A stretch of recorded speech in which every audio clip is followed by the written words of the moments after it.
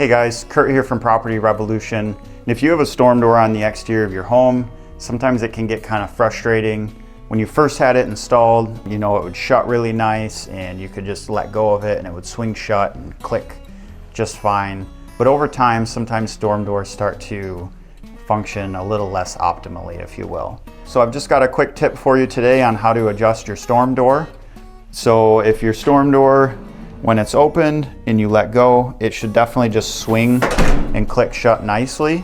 This one does that pretty well, but there's no door on the inside of this frame because it's just a demo in our showroom.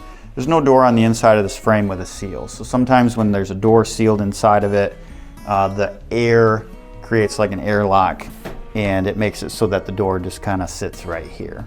So if you find yourself in that situation where your storm door is not swinging shut quite the way you like, just wanted to share how to adjust that. So if you pull your storm door open, in a couple of different places, you're gonna see what's called a closer.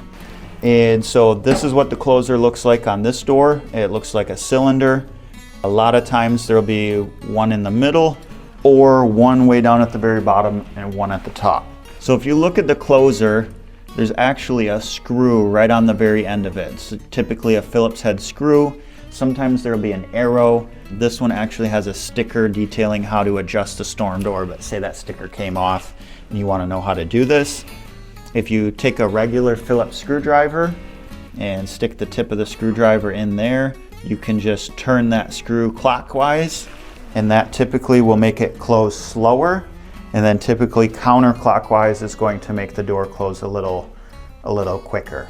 So again, if the door's slamming shut and you don't like that, just adjust that screw clockwise a little bit and it's going to close a little more softly. But if you're finding yourself in that situation where it's just not closing like it used to, and you want it to close a little harder, just back that screw out counterclockwise a little bit and that should do the trick. So I hope this helps you maintain the exterior of your home. If you need help with a home exterior project like roofing, siding, decks, or fences in West Michigan, feel free to reach out to us at Property Revolution. We'd love to help. Thanks everybody for watching.